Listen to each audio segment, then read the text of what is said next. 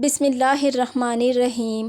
السلام علیکم دوستو، آج کی اس ویڈیو میں آپ کو ہم شکل پیغمبر شبیہ مصطفیٰ جناب شہزادہ علی اکبر کے بارے میں بتاؤں گی، اس لیے ناظرین ویڈیو کو آخر تک دیکھیے گا اور میرے چینل کو لائک، سبسکرائب اور شیئر بھی کیجیے گا تاکہ جو لوگ شہزادہ علی اکبر کے بارے میں نہیں جانتے ان کی معلومات میں بھی اضافہ ہو سکے۔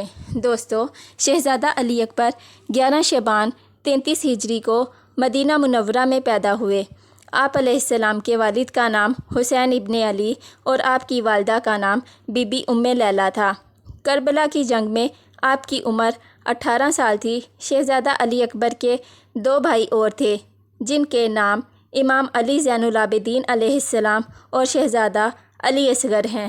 نسب دانوں اور مورخین نے علی اکبر نام کی وجہ سے انہیں حسین ابن علی کا بڑا بیٹا تصور کیا۔ اکبر ایک عربی زبان کا لفظ ہے جس کا مطلب ہے عظیم ترین یا سب سے بڑا۔ یہ نوجوان اپنے نانا محمد مصطفیٰ صلی اللہ علیہ وآلہ وسلم اور اللہ کے نبی سے اس قدر مشابہت رکھتے تھے کہ لوگ دور دور سے شہزادے کی زیارت کے لیے آتے تھے۔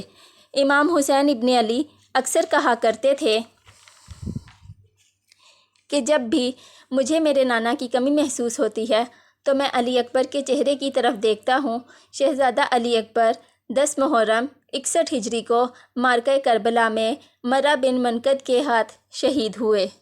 انسان کی ابتدا سے لے کر آج تک بہت سے لوگ حسن مجسم پیدا ہوئے۔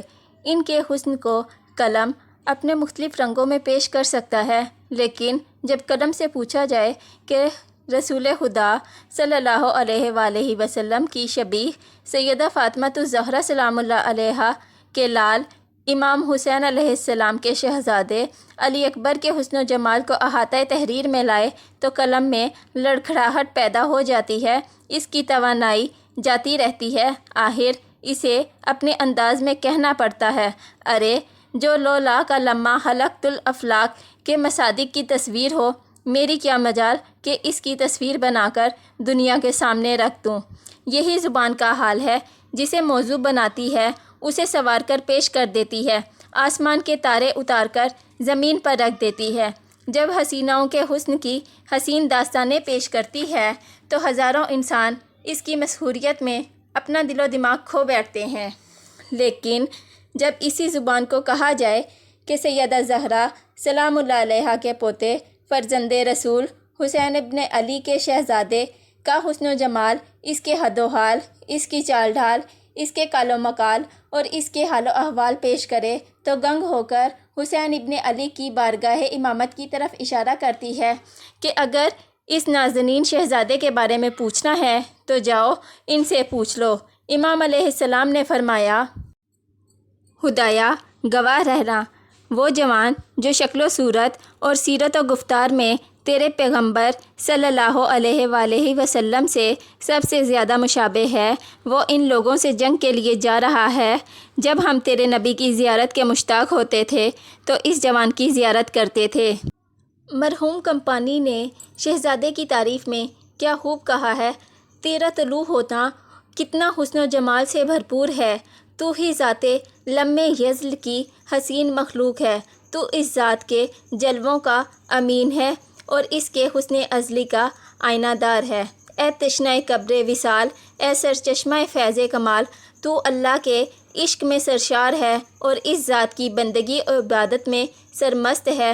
جب تو دریا کنارے خشک لبی سے ہمکنار ہوا تو پانی کے میٹھے چشمے بے ذائقہ ہو کر رہ گئے اور دست قضا نے اپنا کام کر دکھایا، حالانکہ اس کا حسن و جمال سوفشانیوں کے بخار میں تھا۔ یہ چاند منزل کمال پر پہنچا ہی تھا کہ موت کا پیغام آ گیا۔ جب حسینی شہزادہ بارگاہ حسینی میں جنگ کی اجازت لینے کے لیے حاضر ہوا تو اس وقت خیام حسینی میں کوہرام برپا ہوا، کیونکہ آپ کی جدائی اور فراق محدرات عصمت و طہارت کے لیے ناقابل برداشت تھی۔ روایت میں ہے کہ جب شہزادہ علی اکبر میدان جنگ کی طرف روانہ ہوئے تو اس وقت فرزند رسول علیہ السلام کی آنکھیں آنسوؤں سے لبریز ہو گئی تھیں اور آپ علیہ السلام اپنے گریے کو ضبط نہ کر سکے۔ حضرت علی اکبر نے جب میدان رزق میں قدم رکھا تو بپھرے ہوئے شیر کی مانند دشمن کی فوج پر حملہ کر دیا۔ کبھی آپ علیہ السلام میمنہ کا رخ کرتے، کبھی میسرہ کو ہاتھوں ہاتھ لیتے اور کبھی قلب لشکر میں گھس جاتے تھے۔ جب بھی کوئی سورما ان کے مقابلے میں آتا اور آپ علیہ السلام کی جرأت و بہادری کو دیکھتا تو وہ راہ فرار اختیار کر کے اپنی جان بچاتا۔ کوئی پہلوان اور بہادر آپ کے سامنے آنے کی جرأت نہ کرتا تھا۔ آپ نے اپنے پہلے حملے میں ہی دشمن کی سوار فوج کے 120 فوجیوں کو خاک و خون میں ملا کر رکھ دیا۔ چونکہ آپ علیہ السلام پر پیاس کا غلبہ طاری تھا، آپ علیہ السلام اپنے والد کی طرف واپس چلے گئے تاکہ چند لمحوں کے لیے آرام کر دیں۔ جب آپ سے تشنگی برداشت نہ ہو سکی تو اپنے پدر نامدار کے حضور اپنی پیاس کی یاد دلائی۔ امام حسین علیہ السلام نے اپنی زبان شہزادے کے منہ میں ڈال دی اور کہا، بیٹا اسے چوس لو، شاید تمہاری تشنگی تھوڑی کم ہو سکے۔ لیکن شہزادے نے دیکھا کہ امام حسین علیہ السلام کی زبان تو شہزادے سے بھی زیادہ خشک ہے۔ پھر امام حسین علیہ السلام نے اپنی انگوٹھی شہزادے کو دی اور کہا کہ اسے اپنے منہ میں رکھ لو۔ شہزادے نے انگوٹھی لے کر اپنے منہ میں رکھ لی اور امام حسین سے اجازت لے کر دوبارہ فوج اشقیاء کی طرف روانہ ہوئے۔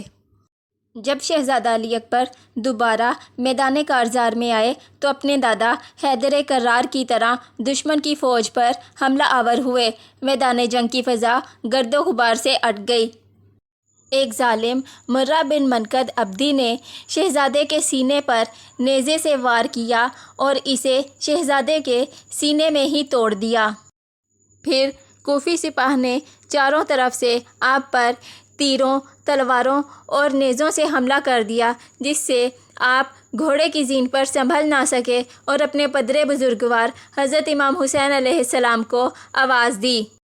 جب امام حسین علیہ السلام نے اپنے فرزند مظلوم کا سلام سنا تو فوراً ان کے پاس پہنچے اور دیکھا کہ شہزادے نے سینے پر اپنا ہاتھ رکھا ہوا ہے۔ امام حسین علیہ السلام نے شہزادے کا ہاتھ سینے سے ہٹایا تو دیکھا کہ سینے میں برچھی کا پھل ٹوٹا ہوا ہے۔ امام حسین علیہ السلام نے برچھی کے پھل کو کھینچا تو ساتھ ہی شہزادے کا کلیجہ بھی باہر آ گیا اور شہزادہ علی اکبر کی روح دارالفنا سے دارالبقا کی طرف پرواز کر گئی۔ دوستو، اگر آپ کو ہماری یہ ویڈیو اچھی لگی تو ہماری آنے والی مزید ویڈیوز کے لیے ہمارے چینل کو لائک، سبسکرائب اور شیئر کریں تاکہ ہماری آنے والی مزید ویڈیوز آپ تک پہنچ سکیں۔ شکریہ۔